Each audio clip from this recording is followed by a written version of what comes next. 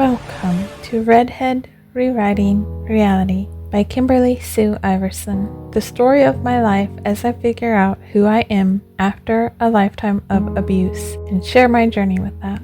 Sharing my journey of building my author career, the struggles, bettering self, and creating a new life. I'm a multi-genre author who's published more than 53 stories and coming to you from the Pacific Northwest. And this podcast is for you because, like me, you love stories, journeys, and you just want to relax for a bit. So let me take care of you. This audio is intended for an adult audience. Themes and topics may not be suitable for all audiences. Listener discretion is advised. Now, get yourself comfy and make yourself at home, and let's dive in. Today we are reading chapters 3 and 4 of Tarzan of the Apes by Edgar Rice Burroughs, and I am barely cognizant after 2 days of little sleep. Also, please always remember that if you have anything you'd love to have read and shared, get in touch with me. I can share chapters of your work, poems, heck, even recipes and stories that go with them. Because even in cooking, there's a story to share somewhere. A short you wrote, a life story you want to share that you think is funny. Anything goes, as long as it's within terms of service sort of limits. Meaning nothing too vulgar, sexual, depraved, naughty, that could potentially get my account in trouble. Go whine to another about free speech if you don't think there's also a responsibility that comes with said sort of freedom. Get someone else's account banned or start your own to share stuff like that, but it won't be on my channel. I push limits, but smartly so. Last week, we left off where John and Alice were left on the island Black Michael left them at, all to save their life, and they had a hunch protect his own hide as well. So here's Tarzan of the Apes by Edgar Rice Burroughs, chapters 3 and 4, read by your host, Kimberly Sue Iverson. Chapter 3, Life and Death. Morning found them but little, if at all, refreshed, though it was with a feeling of intense relief that they saw the day dawn. As soon as they had made their meager breakfast of salt pork, coffee, and biscuit, Clayton commenced work upon their house, for he realized that they could hope for no safety and no peace of mind at night until 4 strong walls effectually barred the jungle life from them. The task was an arduous one and required the better part of a month, though he built but one small room. He constructed his cabin of small logs about 6 inches in diameter, stopping the chinks with clay, which he found at the depth of a few feet beneath the surface soil. At one end he built a fireplace of small stones from the beach. These also he set in clay, and when the house had been entirely completed, he applied a coating of the clay to the entire outside surface to the thickness of 4 inches. In the window opening he set small branches about 1 inch in diameter, both vertically and horizontally, and so woven that they formed a substantial grating that could withstand the strength of a powerful animal. Thus they obtained air and proper ventilation without fear of lessening the safety of their cabin. The A-shaped roof was thatched with small branches laid close together, and over these long jungle grass and palm fronds with a final coating of clay.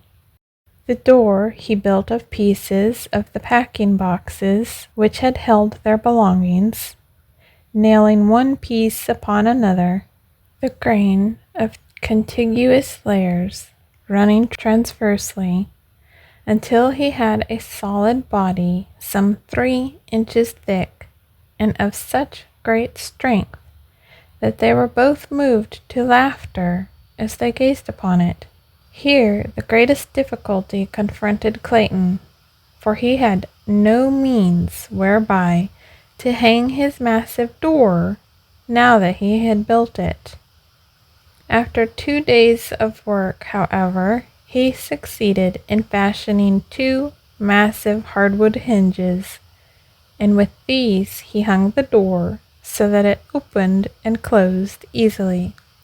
The stuccoing and other final touches were added after they moved into the house, which they had done as soon as the roof was on, piling their boxes before the door at night, and thus having a comparatively safe and comfortable habitation. The building of a bed, chairs, table, and shelves was a relatively easy matter, so that by the end of the 2nd month they were well settled, and, but for the constant dread of attack by wild beasts and the ever-growing loneliness, they were not uncomfortable or unhappy.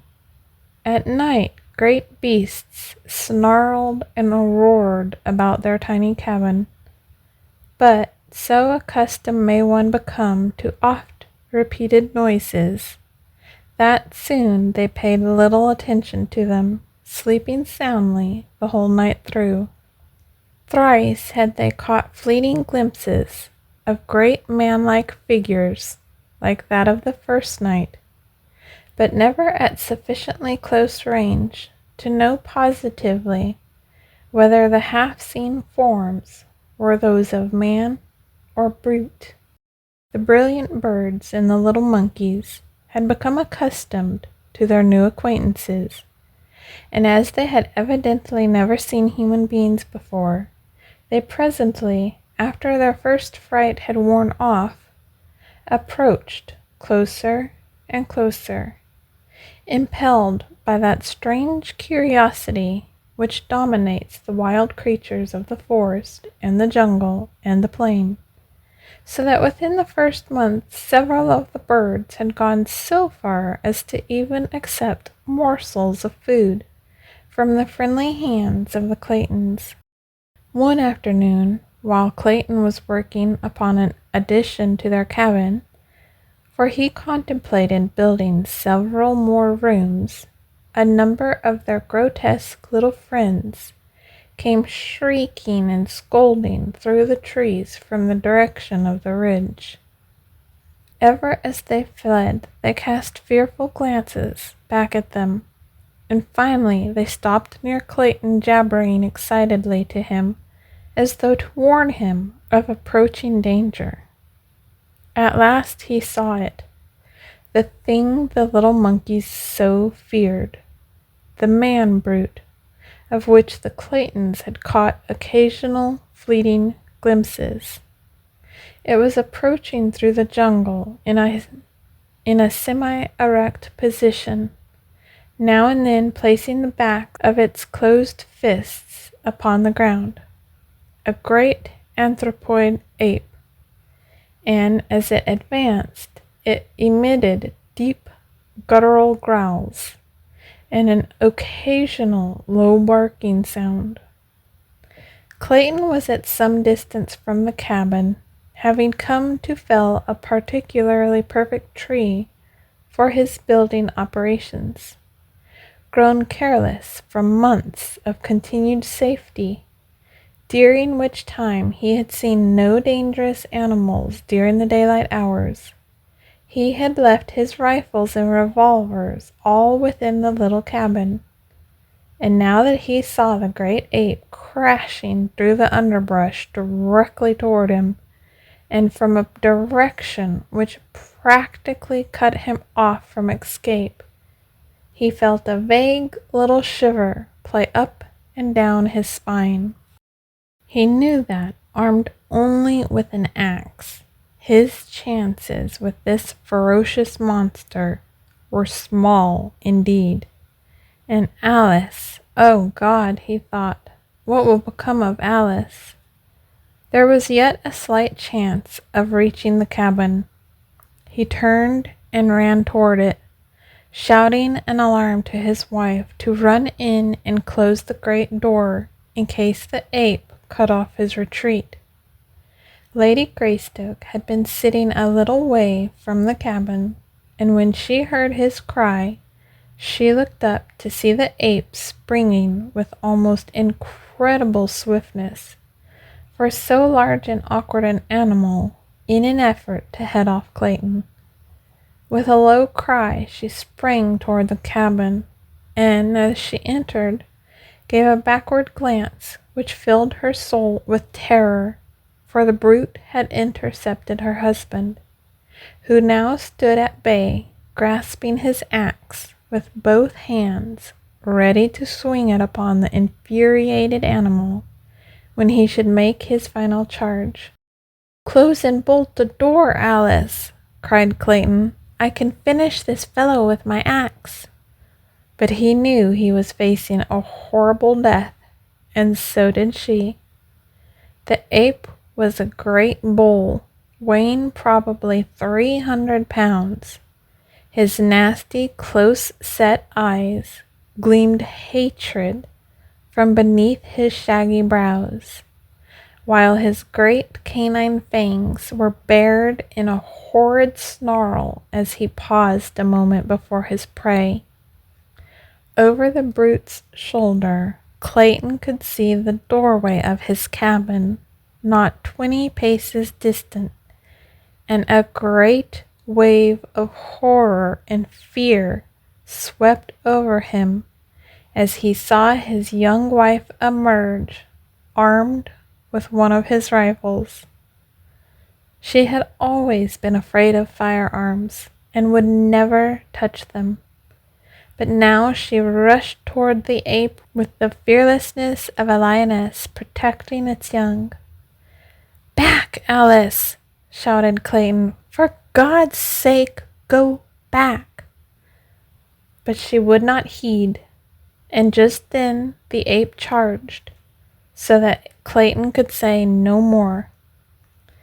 The man swung his axe with all his mighty strength, but the powerful brute seized it in those terrible hands, and tearing it from Clayton's grasp, hurled it far to one side.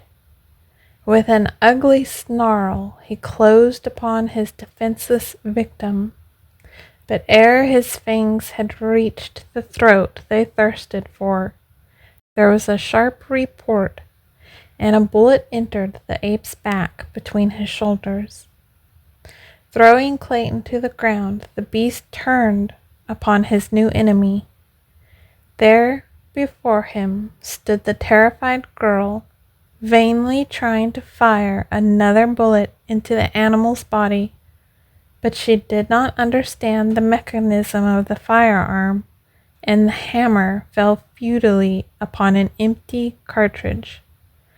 Almost simultaneously, Clayton regained his feet, and without thought of the utter hopelessness of it, he rushed forward to drag the ape from his wife's prostrate form. With little or no effort he succeeded, and the great bulk rolled inertly upon the turf before him. The ape was dead. The bullet had done its work. A hasty examination of his wife revealed no marks upon her, and Clayton decided that the huge brute had died the instant he had sprung toward Alice. Gently he lifted his wife's still unconscious form and bore her to the little cabin, but it was fully 2 hours before she regained consciousness. Her first words filled Clayton with vague apprehension, For some time after regaining her senses, Alice gazed wonderingly about the interior of the little cabin, and then, with a satisfied sigh, said, "Oh, John, it is so good to be really home. I have had an awful dream, dear. I thought we were no longer in London, but in some horrible place where great beasts attacked us." "There, there, Alice," he said, stroking her forehead. "Try to sleep again, and do not worry your head about bad dreams." That night, a little son was born in the tiny cabin beside the primeval forest, while a leopard screamed before the door, and the deep notes of a lion's roar sounded from beyond the ridge. Lady Greystoke never recovered from the shock of the great ape's attack, and though she lived for another year after her baby was born, she was never again outside the cabin, nor did she ever fully realize that she was not in England. Sometimes she would question Clayton as to the strange noises of the nights, the absence of servants and friends, and the strange rudeness of the furnishings within her room. But, though he made no effort to deceive her, never could she grasp the meaning of it all. In other ways she was quite rational, and the joy and happiness she took in the possession of her little son and the constant attentions of her husband made that year a very happy one for her, the happiest of her young life. That it would have been beset by worries and apprehension had she been in full command of her mental faculties, Clayton well knew, so that while he suffered terribly to see her so, there were times when he was almost glad, for her sake, that she could not understand. Long since had he given up any hope of rescue, except through accident. With unremitting zeal, he had worked to beautify the interior of the cabin. Skins of lion and panther covered the floor. Cupboards and bookcases lined the walls. Odd vases made by his own hand from the clay of the region held beautiful tropical flowers. Curtains of grass and bamboo covered the windows, and, most arduous task of all, with his meager assortment of tools, he had fashioned the lumber to neatly seal the walls and ceiling and lay a smooth floor within the cabin. That he had been able to turn his hands at all to such unaccustomed labor was a source of mild wonder to him, but he loved the work because it was for her and the tiny life that had come to cheer them, though adding 100-fold to his responsibilities and to the terribleness of their situation. During the year that followed, Clayton was several times attacked by the great apes which now seemed to continually infest the vicinity of the cabin, but as he never again ventured outside without both rifle and revolvers, he had little fear of the huge beasts. He had strengthened the window protections and fitted a unique wooden lock to the cabin doors so that when he hunted for game and fruits, as it was constantly necessary to do to ensure sustenance, he had no fear that any animal could break into the little home. At first he shot much of the game from the cabin windows, but toward the end the animals learned to fear the strange lair from whence issued the terrifying thunder of his rifle. In his leisure, Clayton read, often aloud to his wife, from the store of books he had brought for their new home. Among these were many for little children, picture books, primers, readers, for they had known that their little child would be old enough for such before they might hope to return to England. At other times Clayton wrote in his diary, which he had always been accustomed to keep in French, in which he recorded the details of their strange life. This book he kept locked in a little metal box. A year from the day her little son was born, Lady Alice passed quietly away in the night. So peaceful was her end that it was hours before Clayton could awake to a realization that his wife was dead. The horror of the situation came to him very slowly, and it is doubtful that he ever fully realized the enormity of his sorrow and the fearful responsibility that had devolved upon him with the care of that wee thing, his son, still a nursing babe. The last entry in his diary was made the morning following her death, and there he recites the sad details in a matter-of-fact way that adds to the pathos of it, for it breathes a tired apathy born of long sorrow and hopelessness, which even this cruel blow could scarcely awake to further suffering. My little son is crying for nourishment. Oh, Alice, Alice, what shall I do? And as John Clayton wrote the last words his hand was ever destined to pen, he dropped his head wearily upon his outstretched arms, where they rested upon the table he had built for her, who lay still and cold in the bed beside him. For a long time no sound broke the death-like stillness of the jungle midday, save the piteous wailing of the tiny man-child. Chapter 4. The Apes. In the forest of the tableland, a mile back from the ocean, old Kershak the ape was on a rampage of rage among his people. The younger and lighter members of his tribe scampered to the higher branches of the great trees to escape his wrath, risking their lives upon branches that scarce supported their weight, rather than face old Kershak in one of his fits of uncontrolled anger.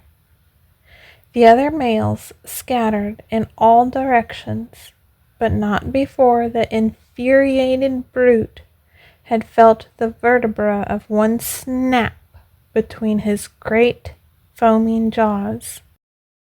A luckless young female slipped from an insecure hold upon a high branch and came crashing to the ground almost at Kershak's feet. With a wild scream he was upon her, tearing a great piece from her side with his mighty teeth, and striking her viciously upon her head and shoulders with a broken tree limb until her skull was crushed to a jelly. And then he spied Kala, who, returning from a search for food with her young babe, was ignorant of the state of the mighty male's temper, until suddenly the shrill warnings of her fellows caused her to scamper madly for safety.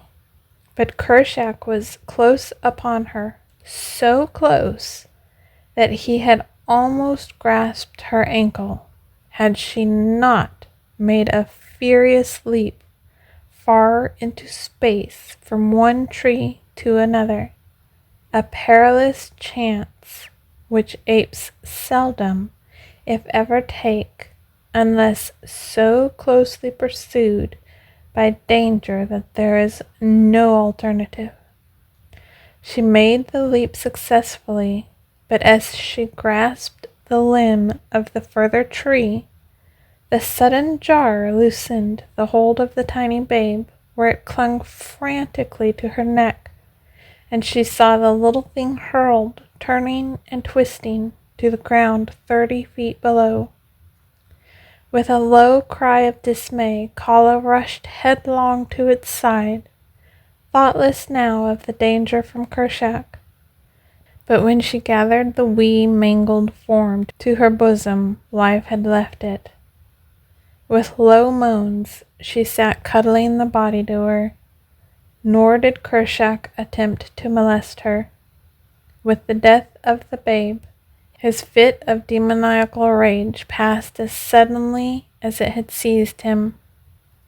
Kershak was a huge king ape, weighing perhaps 350 pounds. His forehead was extremely low and receding, his eyes bloodshot, small, and close set to his coarse, flat nose, his ears large and thin, but smaller than most of his kind. His awful temper and his mighty strength made him supreme among the little tribe into which he had been born some 20 years before. Now that he was in his prime, there was no simian in all the mighty forest through which he roved that dared contest his right to rule, nor did the other and larger animals molest him. Old Tantor, the elephant, alone of all the wild savage life, feared him not, and he alone did Kershak fear. When Tantor trumpeted, the great ape scurried with his fellows high among the trees of the second terrace. The tribe of anthropoids over which Kershak ruled, with an iron hand and bared fangs, numbered some 6 or 8 families, each family consisting of an adult male with his females and their young, numbering in all some 60 or 70 apes. Kala was the youngest mate of a male called Tublat, meaning broken nose, and the child she had seen dashed to death was her first, for she was but 9 or 10 years old. Notwithstanding her youth, she was large and powerful, a splendid, clean-limbed animal, with a round, high forehead, which denoted more intelligence than most of her kind possessed. So also she had a great capacity for mother love and mother sorrow. But she was still an ape, a huge, fierce, terrible beast of a species closely allied to the gorilla, yet more intelligent, which, with the strength of their cousin, made her kind the most fearsome of those awe-inspiring progenitors of man. When the tribe saw that Kershak's rage had ceased, they came slowly down from their arboreal retreats and pursued again the various occupations which he had interrupted. The young played and frolicked about among the trees and bushes. Some of the adults lay prone upon the soft mat of dead and decaying vegetation which covered the ground, while others turned over pieces of fallen branches and clods of earth in search of the small bugs and reptiles which formed a part of their food. Others again searched the surrounding trees for fruit, nuts, small birds, and eggs. They had passed an hour or so thus, when Kershak called them together, and with a word of command to them to follow him, set off toward the sea. They traveled for the most part upon the ground, where it was open, following the path of the great elephants, whose comings and goings break the only roads through those tangled mazes of bush, vine, creeper, and tree. When they walked, it was with a rolling, awkward motion, placing the knuckles of their closed hands upon the ground and swinging their ungainly bodies forward. But when the way was through the lower trees, they moved more swiftly, swinging from branch to branch with the agility of their smaller cousins, the monkeys. And all the way Kala carried her little dead baby, hugged closely to her breast. It was shortly after noon when they reached a ridge overlooking the beach, where below them lay the tiny cottage, which was Kershak's goal.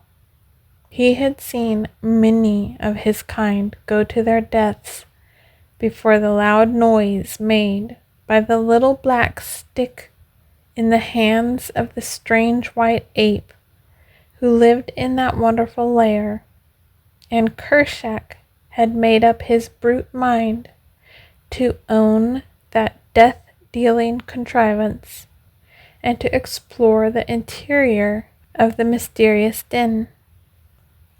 He wanted very, very much to feel his teeth sink into the neck of the queer animal that he had learned to hate and fear, and because of this he came often with his tribe to reconnoiter, waiting for a time when the white ape should be off his guard. Of late they had quit attacking or even showing themselves, for every time they had done so in the past, the little stick had roared out its terrible message of death to some member of the tribe. Today there was no sign of the man about, and from where they watched, they could see that the cabin door was open. Slowly, cautiously, and noiselessly they crept through the jungle toward the little cabin. There were no growls, no fierce screams of rage. The little black stick had taught them to come quietly, lest they awaken it. On they came, until Kershak himself slunk stealthily to the very door and peered within. Behind him were two males, and then Kala, closely straining the little dead form to her breast. Inside the den they saw the strange white ape lying half across a table, his head buried in his hands, and on the bed lay a figure covered by a sailcloth, while from a tiny rustic cradle came the plaintive wailing of a babe. Noiselessly Kershak entered, crouching for the charge, and then John Clayton rose with a sudden start and faced them. The sight that met his eyes must have frozen him with horror, for there, within the door, stood 3 great bull apes, while behind them crowded many more. How many he never knew, for his revolvers were hanging on the far wall beside his rifle, and Kershak was charging. When the king ape released the limp form which had been John Clayton, Lord Greystoke, he turned his attention toward the little cradle, but Kala was there before him, and when he would have grasped the child, she snatched it herself, and before he could intercept her, she had bolted through the door and taken refuge in a high tree. As she took up the little live baby of Alice Clayton, she dropped the dead body of her own into the empty cradle, for the wail of the living had answered the call of universal motherhood within her wild breast, which the dead could not still. High up among the branches of a mighty tree, she hugged the shrieking infant to her bosom, and soon the instinct that was as dominant in this fierce female as it had been in the breast of his tender and beautiful mother, the instinct of mother love, reached out to the tiny man-child's half-formed understanding, and he became quiet. Then hunger closed the gap between them, and the son of an English lord and an English lady nursed at the breast of Kala, the great ape. In the meantime, the beasts within the cabin were warily examining the contents of this strange lair. Once satisfied that Clayton was dead, Kershak turned his attention to the thing which lay upon the bed, covered by a piece of sailcloth. Gingerly he lifted one corner of the shroud, but when he saw the body of the woman beneath, he tore the cloth roughly from her form and seized the still white throat in his huge hairy hands. A moment he let his fingers sink deep into the cold flesh, and then realizing that she was already dead, he turned from her to examine the contents of the room. Nor did he again molest the body of either Lady Alice or Sir John. The rifle hanging upon the wall caught his first attention. It was for this strange, death-dealing thunderstick that he had yearned for months. But now that it was within his grasp, he scarcely had the temerity to seize it. Cautiously he approached the thing, ready to flee precipitately should it speak in its deep roaring tones as he had heard it speak before, the last words to those of his kind who, through ignorance or rashness, had attacked the wonderful white ape that had borne it. Deep in the beast's intelligence was something which assured him that the thunderstick was only dangerous when in the hands of one who could manipulate it, but yet it was several minutes ere he could bring himself to touch it. Instead, he walked back and forth along the floor before it, turning his head so that never once did his eyes leave the object of his desire. Using his long arms as a man uses crutches and rolling his huge carcass from side to side, with each stride, the great king ape paced to and fro, uttering deep growls, occasionally punctuated with the ear-piercing scream, than which there is no more terrifying noise in all the jungle. Presently he halted before the rifle. Slowly he raised a huge hand until it almost touched the shining barrel, only to withdraw it once more and continue his hurried pacing. It was as though the great brute, by this show of fearlessness, and through the medium of his wild voice, was endeavoring to bolster up his courage to the point which would permit him to take the rifle in his hand. Again he stopped, and this time succeeded in forcing his reluctant hand to the cold steel, only to snatch it away almost immediately, and resume his restless beat.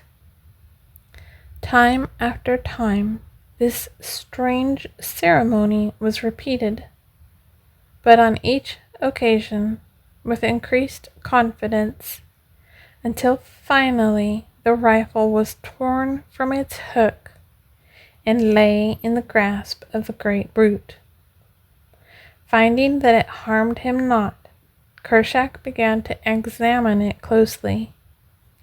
He felt of it from end to end, peered down the black depths of the muzzle, fingered the sights, the breech, the stock, and finally the trigger. During all these operations, the apes who had entered sat huddled near the door watching their chief, while those outside strained and crowded to catch a glimpse of what transpired within. Suddenly Kerchak's finger closed upon the trigger. There was a deafening roar in the little room, and the apes at and beyond the door fell over one another in their wild anxiety to escape. Kershak was equally frightened, so frightened, in fact, that he quite forgot to throw aside the author of that fearful noise, but bolted for the door with it tightly clutched in one hand. As he passed through the opening, the front sight of the rifle caught upon the edge of the inswung door with sufficient force to close it tightly after the fleeing ape. When Kershak came to a halt a short distance from the cabin and discovered that he still held the rifle, he dropped it as he might have dropped a red-hot iron, nor did he again attempt to recover it. The noise was too much for his brute nerves, but he was now quite convinced that the terrible stick was quite harmless by itself if left alone.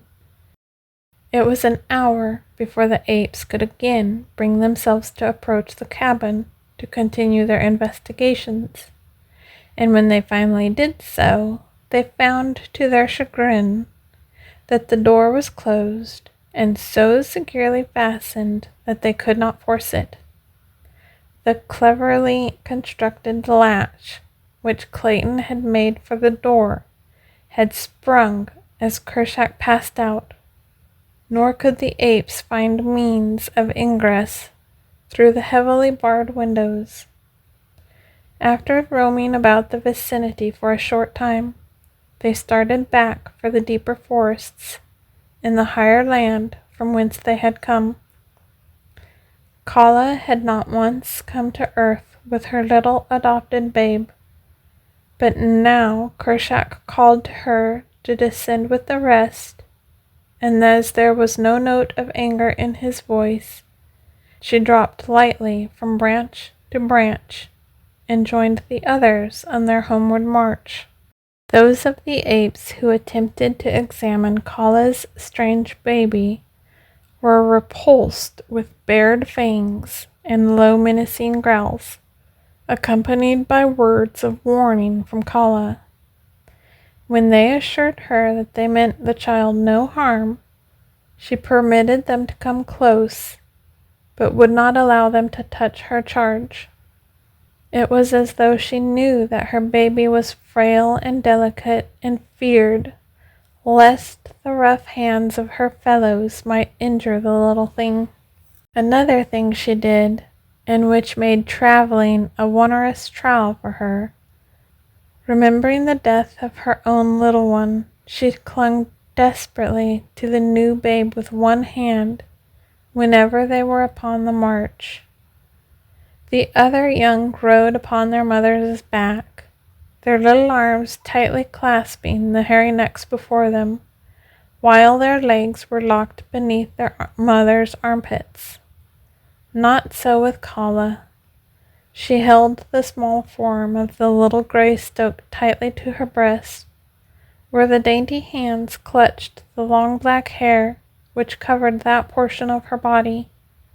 She had seen one child fall from her back to a terrible death, and she would take no further chances with this. End of chapters 3 and 4 of Tarzan of the Apes by Edgar Rice Burroughs, read by your host, Kimberly Sue Iverson. More to come. Would you like to make a difference? A gift of 5, 10, 15, or more would make a huge impact on my ability to keep this podcast going for you and upgrade my equipment. With your gift, we can grow this together because I want to make this the best I can for you. And frankly, you would help so much with far more than that. You'd be helping me change my life. Give today at ko-fi.com/Kimberly Sue Iverson. That's ko-fi.com/Kimberly Sue Iverson. Your presence here matters so much to me, so thank you for being here.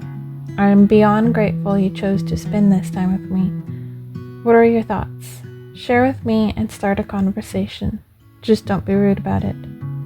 Remember, kings and queens, everyone is fighting battles inside nobody can see. Who are you willing to see today? And who are you willing to let see you today? I hope someone can bring a smile to you today, or you can bring a smile to someone else. If you would like the chance for your story to be read, whether it's something you wrote, a story passed down in your family, or have a suggestion on a story to read, get in touch. Stories to read at KimberlySueIverson.com. That's stories to read at KimberlySueIverson.com. If you'd like to follow my socials, I would love to have you. Don't ever hesitate to comment and say hi either. Find me under at Kimberly Sue Iverson for most sites: Instagram, Threads, Facebook, Blue Sky, and TikTok. There's also a Facebook page for Redhead Rewriting Reality. X is the only site I use Kimber Bites on. I also have a newsletter for my work. That's bit.ly/letters from Kimberly. bit.ly/letters from Kimberly. I always try to use the same profile picture and name no matter where I am, but you can always find my links on my link cave. That's KimberlySueIverson.com/link cave. That's LINKCAVE.